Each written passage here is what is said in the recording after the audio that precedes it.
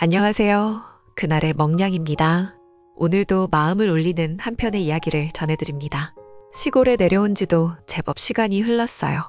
부모님이 살던 이 집은 오래되어 삐걱거리지만 그 소리마저 이제는 정겹게 들리더라고요.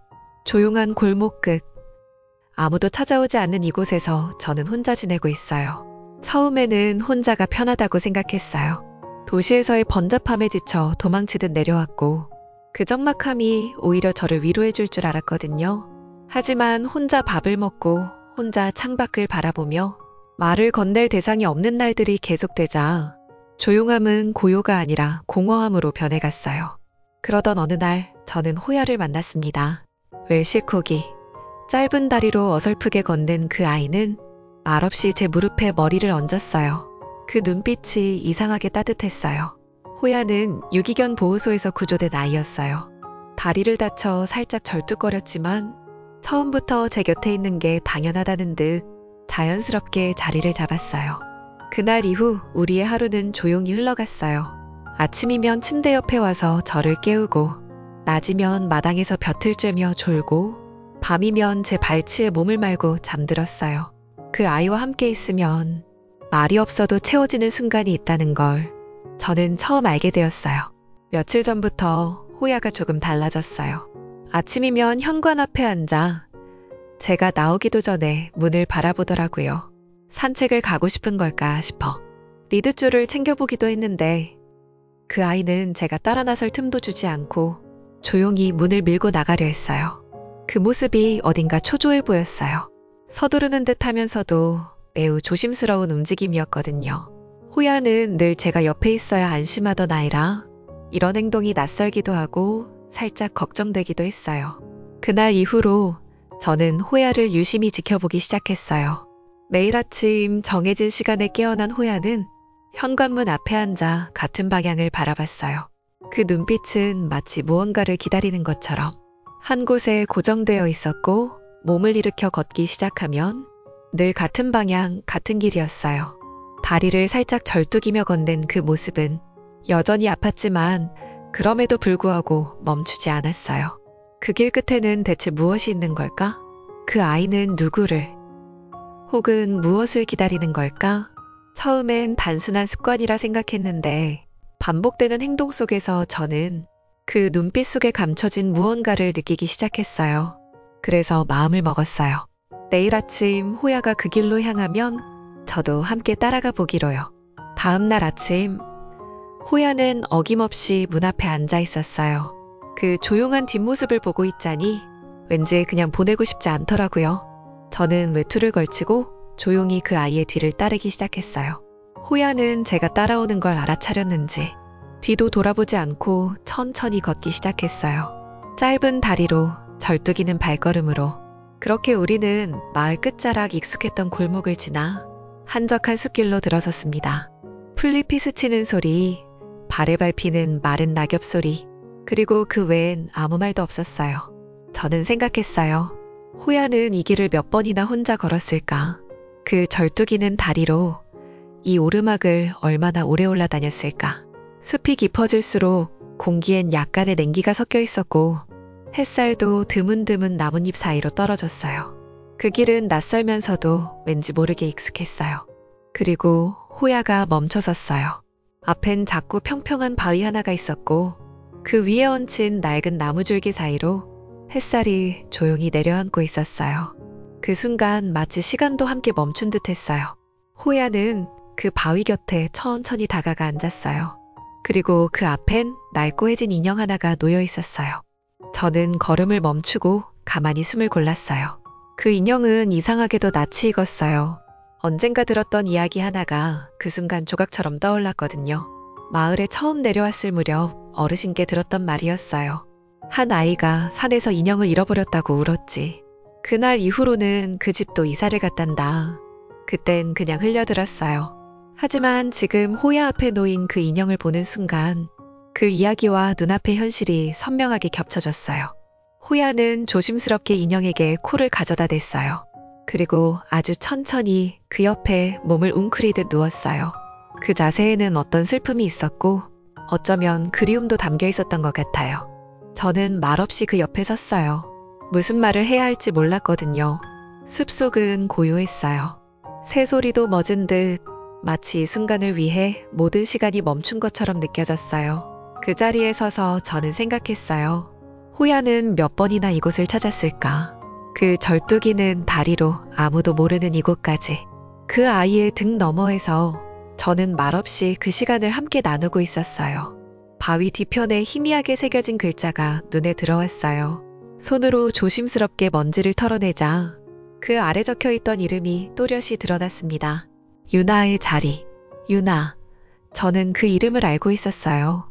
잠시 이 마을에 머물렀던 가족의 딸. 조용하고 웃음이 예뻤던 아이였어요. 동네 어르신들이 종종 그 집 이야기를 하셨거든요. 그 아이가 이사가던 날 이 마을에 울음이 참 오래 남았다고요? 혹시 호야는 그 아이와 함께였던 걸까요? 같이 산책을 했고 같이 뛰어놀았고 이곳에서 추억을 쌓았던 걸까요? 그리고 유나가 떠난 후에도 그 기억을 잊지 못한 채 이 자리를 지켜온 걸까요? 저는 호야를 바라보았어요. 그 아이는 가만히 앉아 있었어요.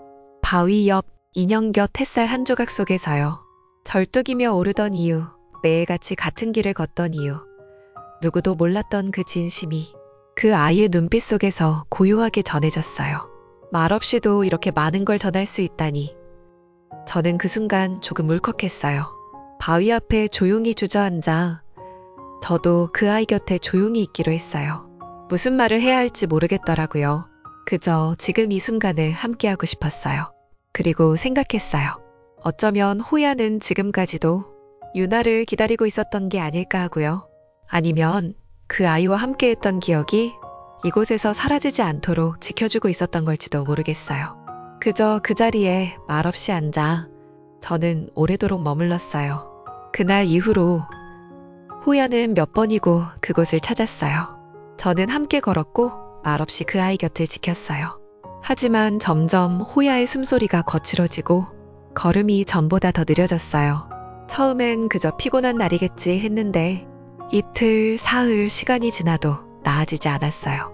병원에 데려가 보니 의사는 조심스럽게 말했어요.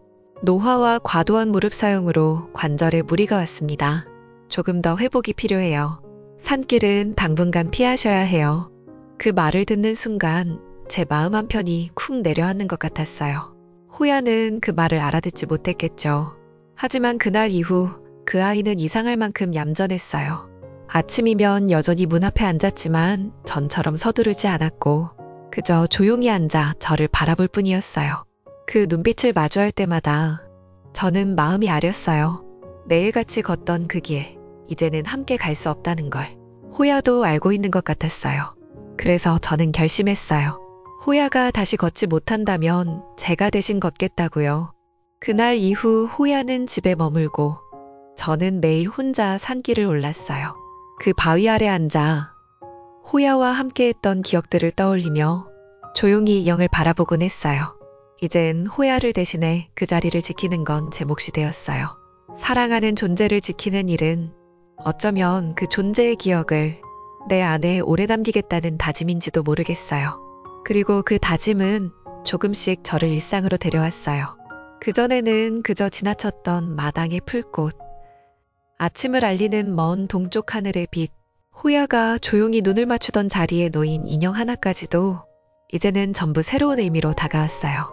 호야는 여전히 집안에서 조용히 시간을 보내고 있었지만 그 아이는 언제나 제 눈을 바라보며 매일 아침 작은 꼬리짓으로 저를 맞아줬어요.